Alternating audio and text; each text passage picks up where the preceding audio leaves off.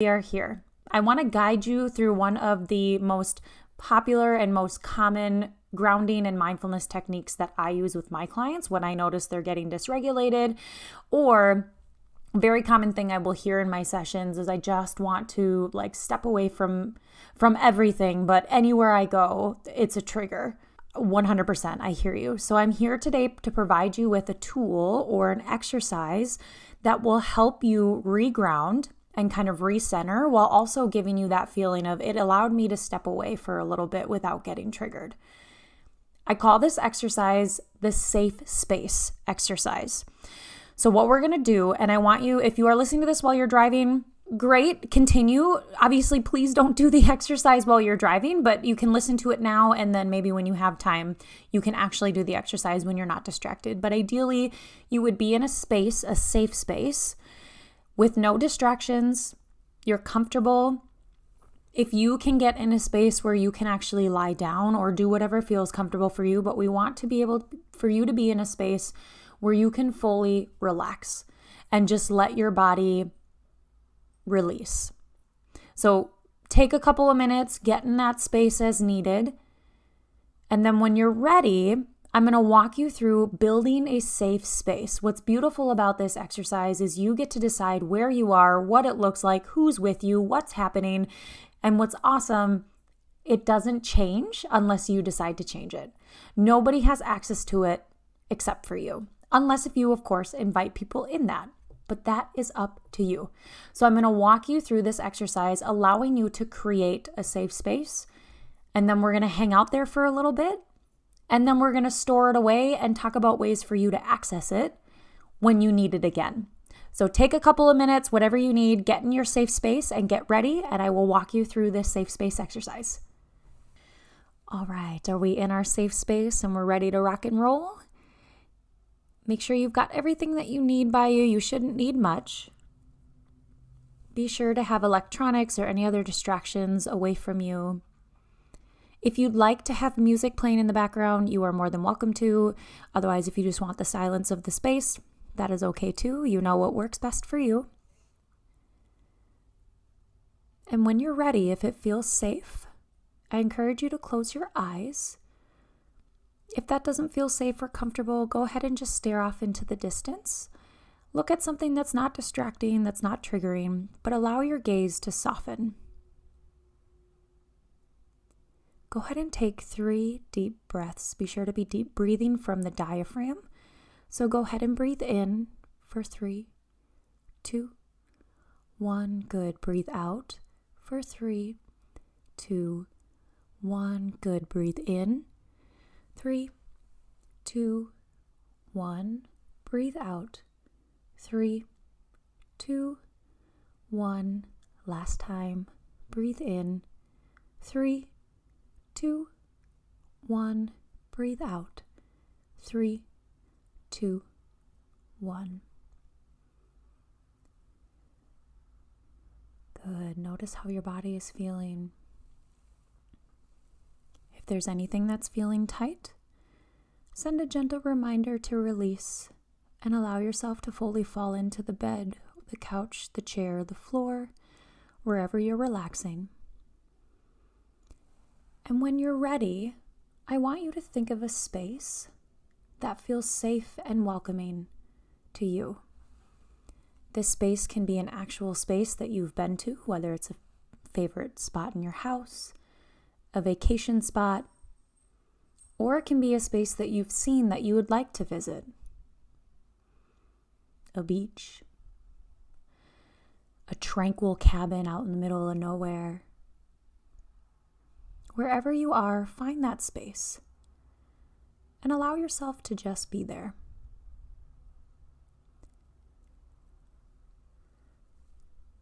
Now that you're in that space, I want you to think about what are some of the things that you're seeing?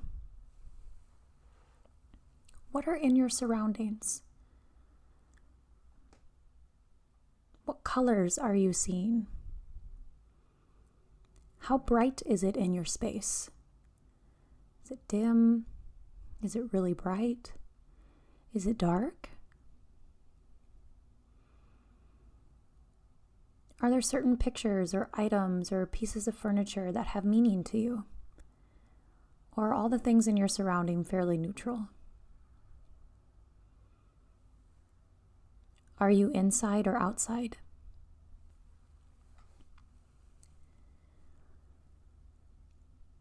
When you're identifying the things that you're seeing, I encourage you to describe them in detail.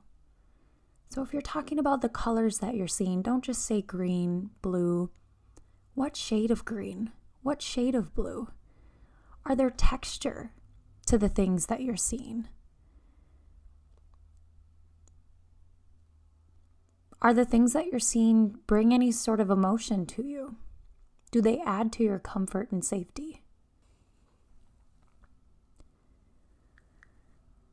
Now that you have a good idea of what you're seeing, I want you to list some of the things that you are hearing. What are you hearing in your space? Is there just a quiet background with a hum? Is there music playing in your safe space? Are there just other background noises, whether it's chatter of other people or birds? Is there a breeze? Do you possibly hear waves crashing? And as you identify each sound, I encourage you not to hold on to it. Just identify it and move on to the next one.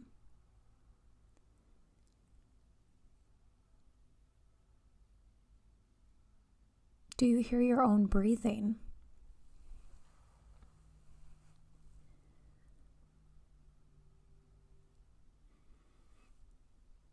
I want you to now think about, what are you smelling in your safe space? Are you smelling fresh air? Are you smelling possibly water or ocean? Are there flowers?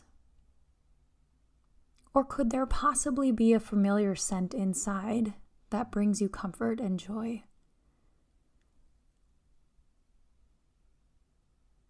Do you smell nothing?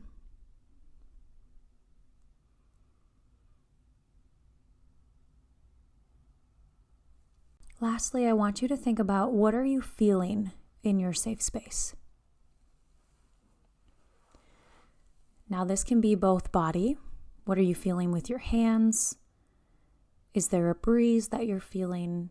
What's the temperature? Is it warm? Is it a little chilly? Is it hot? But I also want you to explore what you're feeling emotionally. What are your internal experiences? Are you feeling safe? Are you feeling comfortable? Are you feeling in control? Are you feeling welcomed? Or are you possibly having any negative feelings? If you experience some negative feelings, I encourage you to explore what you might be able to do to allow those to release. What can you communicate to them to let them know this is your safe space and they are not welcome here?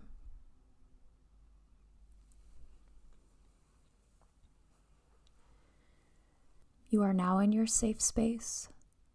You've identified what you see, what you feel, what you hear, what you smell.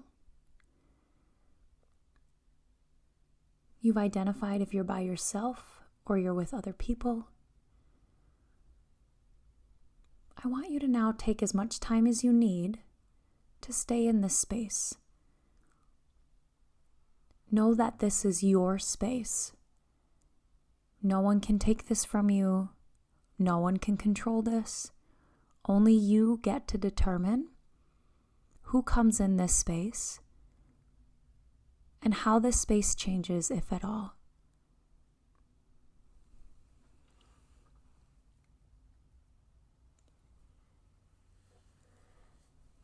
When you're ready, I want you to go ahead and take 3 deep breaths, similar to like we did in the beginning.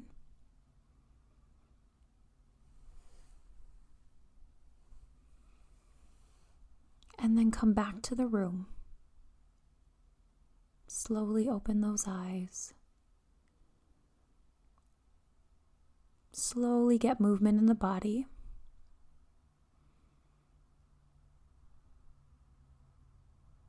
Feel free to pause this episode as needed to get yourself back to the room and come back when you're ready. All right, listeners, how did that feel? So now you've created a safe space. You know what it looks like, what you hear, what you feel, what you smell, maybe even what you can taste. All of your senses are involved in this safe space.